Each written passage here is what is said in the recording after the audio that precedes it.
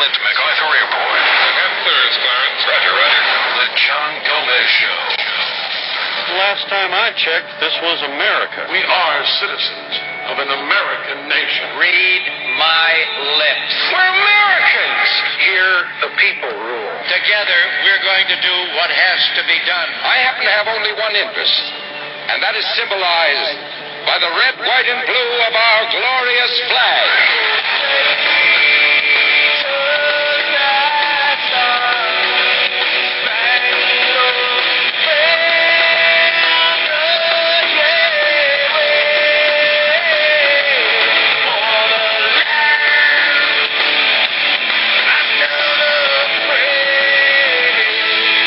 Welcome to America, amigo.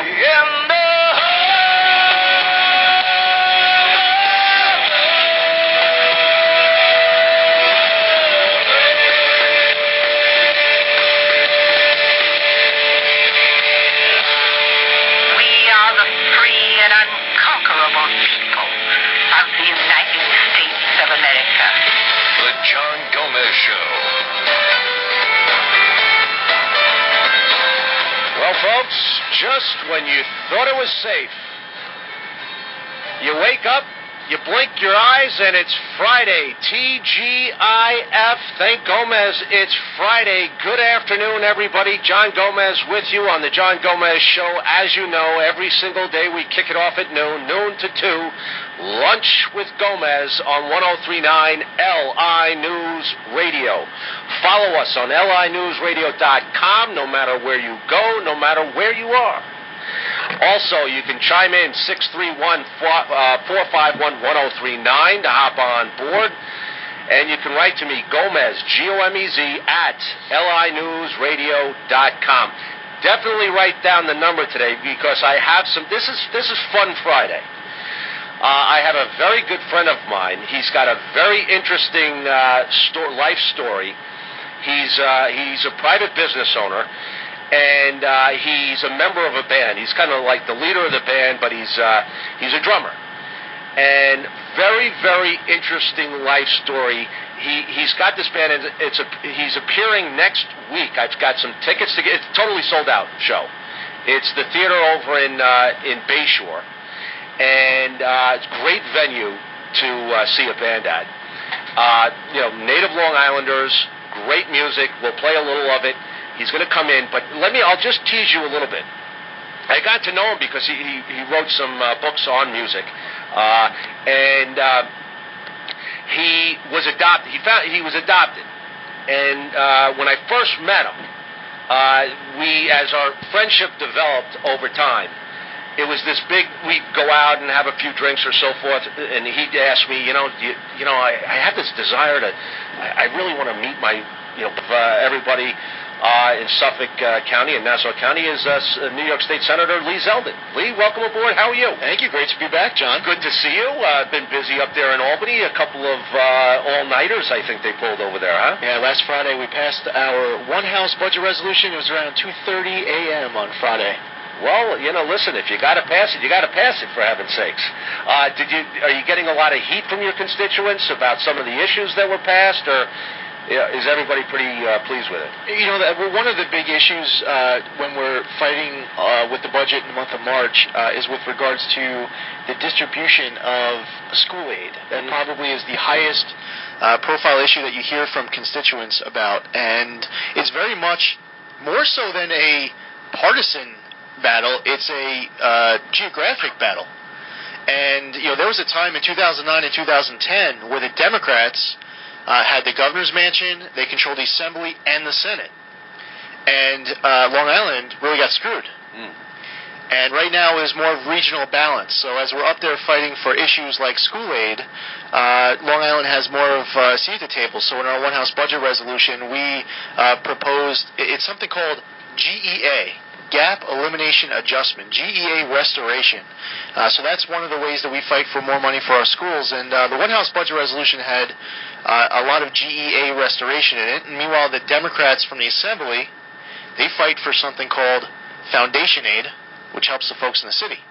So that's the big battle going on there. Senator Zeldin, one thing that always kind of interested me is from time to time, people who have studied budgets, studied the school aid and so forth, they would say to me, people on Long Island would say to me, it's not all that bad, but the bad part is that we, as you kind of were alluding to, Long Island always gets the short end of the stick, yet we give the most into the system. Is that true, and why is that true? So the governor, the budget process starts with the governor issuing his executive budget. What each of our governors do, and I think it really doesn't matter what party they are, is that the governors in their executive budget, they create a situation where Long Island representatives have to fight and buy back school aid for the island. So we really get screwed, and our opening position is always much tougher because the governor's executive budget puts us in a tougher starting place. So in other words, those who give the most in don't necessarily get the most out?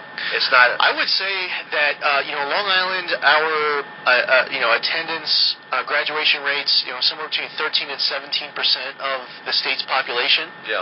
So it's my position we should be getting between 13 to 17% of the education aid. Right. So that's the battle. But what happens is with the governor's executive budget, our starting position is so much under that, and then the rest of the budget process, we're fighting just to make everything equal. There should be a return on the investment for taxpayers. One thing that I've been telling the listeners in Long Island about was, and it stems from Cuomo's State of the State address, and his typical, what I say is his typical campaign strategy. He always talks about, it's as if he embraces and understands our situation here on Long Island. Simply just picking out the tax issue is he knows we are all at wit's end about our taxes. We cannot afford the overhead, the tax bill anymore that we are contemplating. It's no longer, do you think we should move? When do you think we should? It's like, we're moving. It's just a matter of how long is it going to take us to get out of here. So he knows that, and in order of addressing that, first he comes up with the tax cap, which all right, we can argue back and forth, it's progress. I didn't like it because it's a cap. I say cut because if I don't get my taxes cut, then my overhead's not going down, and I'm losing money, I'm losing altitude, I'm gaining water, I'm getting the hell out of here. Now he comes up with the tax freeze. That was his big thing now. Now, with the cap and the freeze, he's campaigning on a tax cut, and he calls it a cut. And in fact, today in the New York Post, E.J. McMahon, of course, hits the nail on the head. He says the governor's convoluted plan unfolds in 2 or 3 stages as it has. Hi, ladies. Welcome to New York. Oh, you're leaving. Good. You're going in the right direction. Folks, just in case you didn't know this, our studio overlooks the airport here at MacArthur Airport, and I keep on telling people, if you're coming in, you're going the wrong way. If you're leaving, you might be going the right way. But anyway, This troubles me, and the sad part about this whole tax thing with Cuomo, and I do believe convoluted is a good word. A lot of catchphrases, a lot of, it sounds good, and the average person doesn't do the research and kind of believes the orator. Wow, he really is he believes he's listening to me because he knows I need a tax cut, so he's saying it. But it never really happens because so many things, stars have to align. There's so many things that have to happen before a tax cut is actually realized. So I would say a couple things. One is his predecessors, Governor Patterson, Governor Spitzer. This was nowhere on their radar. They weren't talking about caps or freezes, let alone cuts. So I agree with you that we've certainly seen progress, but people have already reached their breaking point. Yeah. To your point, I think everyone who's probably listening to this show right now can come up with a ton of stories of people who they know, family, friends, who are in North Carolina, South Carolina, Florida, because they can't afford to stay. Now, if you really want to cut property taxes, most of our costs a large majority of our costs are school taxes. We have 124 school districts on Long Island, 124 school districts. Every school district has their own superintendent, deputy superintendent, directors of math, science, social studies, every school district. Right. Now, there are school districts that are large, like Brentwood, 13,000 students. Yeah. There are other school districts that are very small. They aren't working together as far as their busing, their payroll, their administrative. I don't think that we need 124 administrations on Long Island. Right. So there are a lot of efficiencies that we can pursue. In my opinion, that really is the only way that we're going to see cuts, because it's school expenses. You know what's interesting, even in today's front cover story, is proposed LI school tax hikes, 1.83%. First time in 40 years, average, this is average, average increase has been below 2%. You know what's amazing? In the private sector, if your costs go up, or if you're, you have to cut. You don't have a choice. It's not like automatic, I'm going to get more customers every year. And that's what I think the private person, the private individual, the small business person sees. He sees, wait a minute, why does the government sector get automatic increases in how much cash flow they get, and me in the private sector, not only are you killing me, because you're hurting, like the MTA tax, not only do you come up with new ways of hurting me as a small business person, such as raising the minimum wage and all these things, but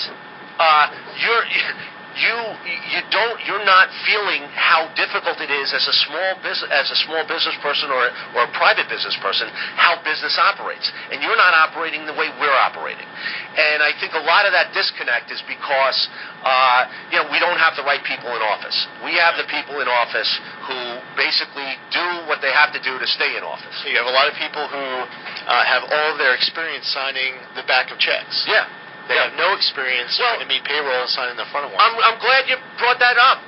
Talk about signing a check in today's Newsday. Big picture of New York City Mayor Bill de Blasio signing in. Look at this. Look at the arrogance of that picture. And what it is, he's signing a new sick leave bill where it's mandating that businesses that employ 5 workers or more. 5 workers or more. That's a huge corporation. It says, businesses must offer at least 5 paid sick days to their workers or face fines. It's almost, look at the face. It's almost like, let's stick it to them again. Let's stick it to them again. I mean, first, I think something like that, I understand, if you're sick, you can't come in. Well, that's something, if you're a business owner, that's something you negotiate with your employee. If you have such a good employee, I have no problem if he or she is really sick, or his child is sick or something like that, you got to stay home. No problem. But when it's mandated that all your employees, and this could be a lot of money for some people. That could make or break them sometimes, I think. I think business owners are compassionate, they're reasonable, they understand they have to take care of their workforce, but when you have the government sticking it to them every turn, it gets to the point where, they're going to snap. Yeah. And we see it, like when the mayor was running, and he was advocating for the tax increase to pay for pre-K. Right. What I've noticed up in Albany is that it seems like there's a lot of momentum for him to be able to get support for pre-K for the city. But I get the impression, watching the mayor's reaction, the city's reaction, that they don't really just want the pre-K, they want the tax increase. Yeah. And to get votes, they tap into resentment. Yeah. From people who they haven't been as successful as these large businesses, and so completely out of touch, because we already have the highest corporate and individual marginal income tax rates in the entire country here in New York. And a lot of these employers in New York City can just leave the city. Yeah. They could go to Jersey, Connecticut, they could go to Florida and run their businesses. So the mayor is able to score votes to win a seat at the same exact time, advocating for policies that are just so counterproductive and actually will lead to less revenue, not more. I understand, the theory. I understand the model. But they're just going to keep on getting elected in. And unfortunately, it seems to me that unless you are actually going under, you're actually, you're not taking in water, but you're like burbling. You're actually, your head's bobbing up and down. That's the point. That's the only point. That people are going to say, you know what? Maybe it's not a good idea. Maybe we should, be more conservative, fiscally conservative. Yeah, we have people up in Albany in the legislature who believe that taxes have no effect on behavior. And I asked them, okay, well, if you think that taxes have no effect on behavior, why don't we make the income tax rate 100%? Yeah, why not? And they stand up and they say it's patriotic to pay taxes. And Greg Ball, who's a Republican state senator from Putnam, then stand up in response to that senator and said, well, if it's patriotic to pay taxes, we have the most patriotic state in the entire country. Yeah. And I think that for a lot of people who get they get reelected by tapping into the resentment that people harbor towards success. Folks, joining me is New York State Senator Lee Zeldin, surprise guest for Friday. Let's quickly go to the phone lines of 631-451-1039 to hop on board, 451-1039, talking about a host of issues here throughout the day. Don't forget, write that number down because I'm going to be giving away some great concert tickets later on in the program. Let's see here. Gary is checking in from Riverhead. Gary, welcome to the John Gomez Show. Say hello to Senator Zeldin. Hello, Senator Zeldin. How are you today? I'm doing well, thank you. I just have a quick question. You said you wouldn't eliminate the IRS, but what would you do to create revenue so we can pay for, basic needs like roads, police force, and things like that? Well, I think you have a lot of people who aren't paying taxes at all. For one standpoint, from part of your question, you have local services that you might see from a local village or town or a county. Other services provided by the state or the national government. I would just say that there are a lot of people who are in a position to pay taxes, but because of different exemptions, deductions, they are not paying any taxes at all. So one of the things that conservatives are advocating for down in Washington is instead of creating new taxes, creating new fees, that we broaden the base and that certain people who aren't paying taxes at all and getting off scot-free start contributing. So that would actually lead to more revenue without increasing taxes. Yep. But isn't that basically what Paul Ryan said? And a lot of the media said that's just not true, that broadening the base doesn't work. And aren't you advocating not raising taxes on people, but you just said you want to raise it on certain people? Like who are those certain people? Because I know in Riverhead there's a lot of people who are very they're just struggling with the tax rate. Yeah, there's a lot of people struggling all over the 1st Congressional District. That was a pretty loaded statement that you just said.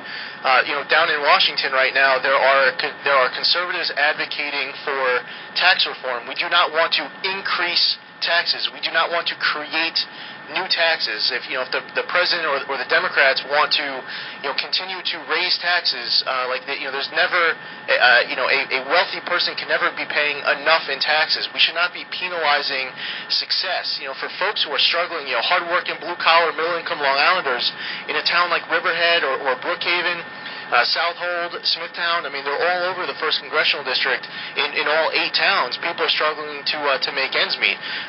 We should not be balancing our budgets on the backs of people who are working hard and barely getting by, which really has been the theme of a lot of our hosts' points here today from John. But your suggestion, I think it's very important though to be having a debate on what the right tax policy is, and when you have folks who are literally millionaires and billionaires, and they're not paying any taxes whatsoever. I think it's time to have some discussions about broadening the base without increasing taxes. It's like the IRS code. You remember law school. Studying that damn book was just, it was horrendous. Gary, thanks for the call. I appreciate it. Picking up, we've got Senators Lee Zeldin on board in studio, 451-1039 to hop on board. Let's go back to the phones. Glenn is checking in from Shirley. Glenn, welcome to the John Gomez Show. Say hello to Senator Zeldin. Hey, Senator Zeldin, how you doing? I'm doing well. Thanks for calling in. I think I have a pretty... I know I brought this issue up once before on this radio station. I think it was a good station. Appreciate it. What about Long Island becoming its own state? I understand that sometimes we get hosed getting funding back from the state to put back in our schools, and we are one of the highest tax areas. What do you think about Long Island becoming its own state? Do you think it would raise taxes, lower taxes? What? I want to see your output on that. Yeah, I mean, there definitely would be advantages as far as return on the investment if money was staying here closer to home. I think that right now, I've seen myself as a state senator here from January 2011 to the end of this particular year, just trying to deal in our current reality. I mean, it's very important for us to strengthen our seat at the table. Having the Republican Senate bloc on Long Island, for example, as we're fighting for education aid or transportation aid and getting that return back to the island, I would say yes, there would certainly be a benefit and return on investment on Long Island if we were our own state. But in the meantime, while we are part of this great state of New York, it's important for us to fight and have our seat at the table, and we have that opportunity when it comes time for Election Day. Hey, Glenn, thanks so much for checking in. Thanks for tuning in as well. We're coming up on a hard break. I appreciate it. Lee, it was always good to see you. Thanks for being out there for us. Thanks for going to battle up in Albany. I appreciate it. It's good to know you're out there, my friend. It's great to be back on the show, John. Very good. Folks, New York State Senator Lee Zeldin in the House. We'll be back with more. Don't forget, we're going to have a lot of fun in round number 2. We've got Betsy McCoy, the person who knows Obamacare better than anybody, coming up. Studio at Long Island MacArthur Airport's Broadcast Center. Sloman's, the trusted provider of home security services. Call 1-800-ALARM-ME to find out how you can get the Sloman Shield for free. WRCN Riverhead. Islip. Brookhaven. Southampton. This is 103.9 LI News Radio. For LI News Radio, I'm Jay Oliver. A Suffolk bus driver has been fired after being accused of bullying kids. Students from Mills Pond Elementary School in St. James, ranging in ages from 5 to 10 years old. They say their driver pushed them, shoved them, squished them in their seats, even picked them up by their backpacks and dropped them. Officials from the Smithtown School District said within 24 hours of the complaint, the driver was decertified, so he could no longer work for the school. After an investigation from the town bus company, the company whom the driver worked for, he was fired. Suffolk County Police arrested a Ronkonkoma woman for drug possession charges and driving with a suspended license. That after an off-duty inspector witnessed her driving erratically. Officials say an officer was driving in an unmarked vehicle. That's when he observed a woman driving erratically in a Hyundai Elantra northbound. And admitted he voted to use our Senator Zeldin voted for Obamacare. One is proud, one is ashamed, and both should be defeated. Listen to George Demos. When I tell you I'm going to vote to repeal Obamacare, I will vote to repeal Obamacare. I'm George Demos, and I approve this message. George Demos, Republican for Congress. One of us. Log on. Learn more at GeorgeDemosForCongress.com. Paid for by friends of George Demos. Atlantica is out to make On the John Gomez Show every single day, Monday through Friday. We kick it off at noon to 2. Lunch with Gomez on 103.9 LI News Radio. You can follow us wherever you go, wherever you are, at linewsradio.com. Just click on the Listen Live link. Also, if you care to hop on board 451-1039 to jump in, and you can write to me, Gomez, Gomez, at LI News Radio. As Justin from Rockville Center just wrote in, talking about my comments as far as de Blasio signing in that new sick leave bill. And it says here, de Blasio made the following comment right after he signed the bill. He says, he's paraphrasing, to the 500,000 people this affects, here's your fundamental right of paid sick days. Fundamental right. Isn't that amazing? How far our society has evolved, that we're actually calling sick days a fundamental right. Unbelievable. Thanks, Justin, for writing in and informing us. I'm going to get the audio of that and play it from now until the end of time, so we just understand how these these extreme leftists are thinking in their mindset, and I know I've shared it with you before. Joining us on the Newsmaker line is former Lieutenant Governor Betsy McCoy. Betsy, Lieutenant Governor, welcome aboard. How are you? Well, thank you. I'm just so glad to be on your show today. You really do a fabulous job. And today, one of the big things in the news is Zeke Emanuel, one of the architects of Obamacare, is